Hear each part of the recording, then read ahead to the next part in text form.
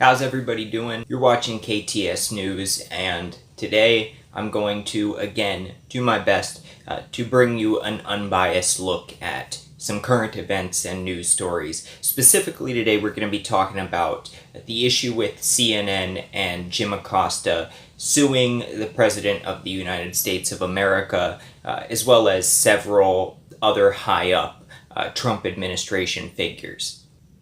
So let's, I guess, start at the end, or start with the big news part of it, wherein CNN did bring this lawsuit against the President of the United States, Donald Trump, as well as Don Kelly, the Chief of Staff, as the Deputy Chief of Staff in charge of communications, Bill Shine, the Press Secretary, Sarah Huckabee Sanders, the Secret Service Director Randolf Alles, as well as a heretofore unnamed Secret Service officer. Now, this situation started when Jim Acosta, correspondent for CNN, had his Secret Service security hard pass revoked on the way into the White House for some sort of press conference or briefing. Now, as it turns out, originally the White House had attributed this revoking of the security pass to an incident wherein they had said that Jim Acosta had laid hands on a female White House intern. Now, there was some grainy video and stuff like that people started to argue about. Oh, was the video tampered with? No, it wasn't, but it's very hard to see because it's a copy of a copy of a copy and all of this. But none of that really matters because the White House has since kind of backed off that statement. She has continued to state that the White House will vigorously defend against this lawsuit, but has pivoted their reason for defense to stem more from Jim Acosta's constant monopolization of the floor during these briefings with correspondents at the White House. So look, let's get past the whole, putting hands on a woman or whatever, because obviously CNN and Jim Acosta are going to vehemently deny that, and the White House, whether they did initially believe that or not, does not seem to be staking their claims behind that horse. So let's talk about instead what the real crux of this situation is going to be. The continued behavior of Jim Acosta at these press briefings. So here's the thing, right? I don't think we've ever quite had a situation like we have right now and like we've had over the last couple of years. I have railed against it so constantly, this insane idea that people on the left and the right have gotten in their head that everybody who disagrees with them is evil and the enemy. And so there is no denying the fact that a lot of left-leaning news organizations like CNN do have reporters, especially established reporters like Jim Acosta, who tend to have more of a feeling of untouchability, and they have behaved in a manner that could honestly be described as belligerent. If we're going to be reasonable, Jim Acosta's behavior at times has been belligerent and has passed over the line of aggressive questioning, because he's not really conducting an interview with the president, and there is something to be said for the fact that there are other reporters present and it can't become, an hour-long session of Jim Acosta hammering home the hard questions on Donald Trump. He has overstepped his bounds, I guess, is what I'm getting at. But the other side to that coin is that at the same time, he hasn't done so in a way that is really leaving the realm of being a reporter. He hasn't done anything that's truly insane or makes him seem like a legitimate threat. And that's where we get to the crux of the situation, because at the end of the day, from a legal perspective, what this is not, and to be clear, this is not a revoking of CNN's right to attend press conferences or anything like that. It's not even really a revoking of Jim Acosta's right to attend press conferences, although it does have that effect through default.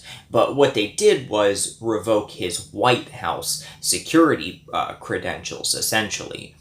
And so when you get down to it, the crux of this question is, can they do that? Do they have legal standing to do that?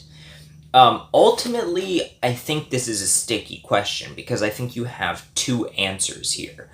The first answer is, legally, do they?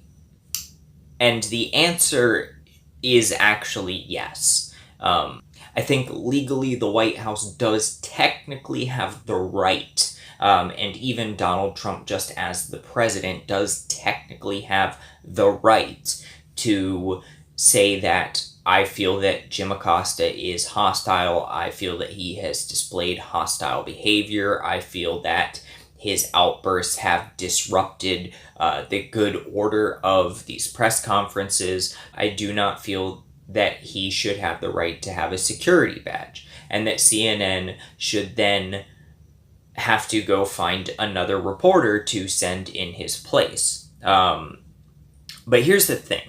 And like I said, there is another side to that. And the other side to that is, should the White House do that? And in that case, I think the answer is definitively no. Now, they do have the right to, and I think legally, of course this will get sticky because, like anything, when politics becomes involved, what the law actually says, the letter of the law goes out the window, and it becomes, more an issue of us versus them, and how can we interpret things and twist things to suit our narrative.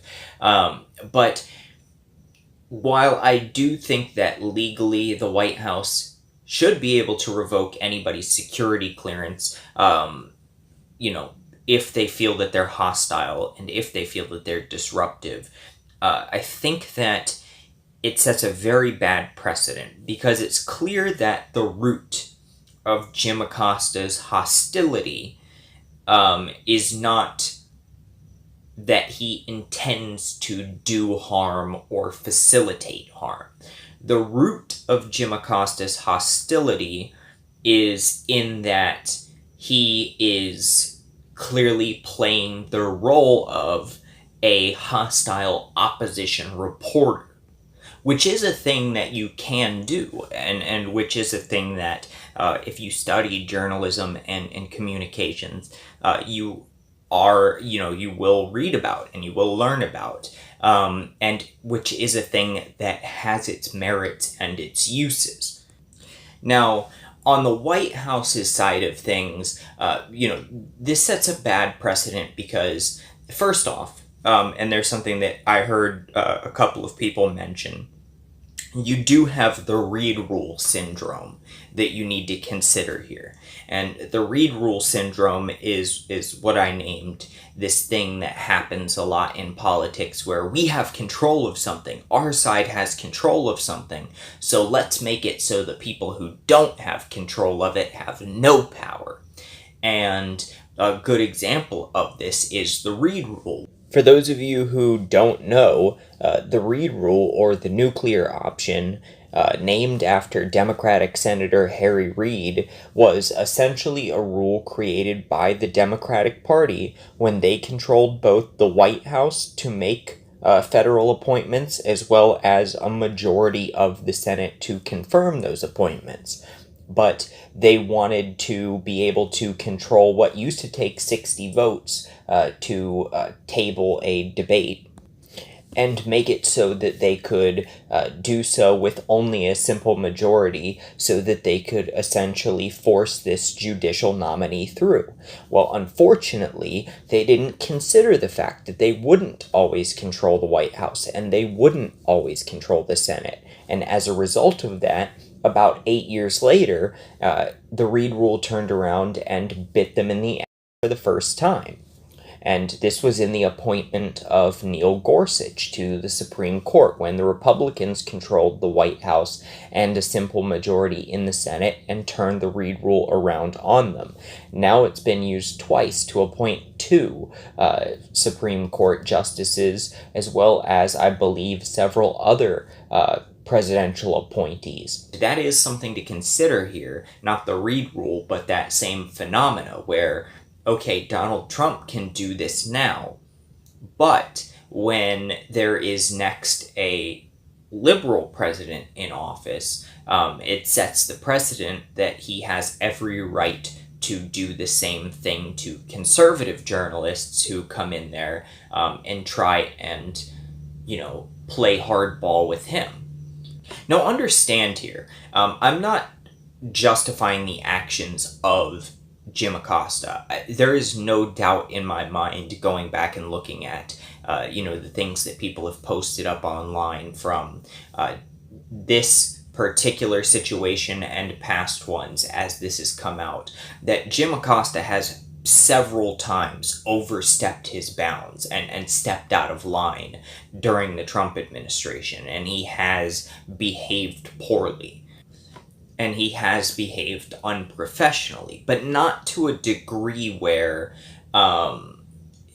he ever posed a legitimate threat, right? And that should be the only situation where the revoking of a reporter's security clearance really is in play, is if that reporter does pose a legitimate threat or a legitimate consistent disruption.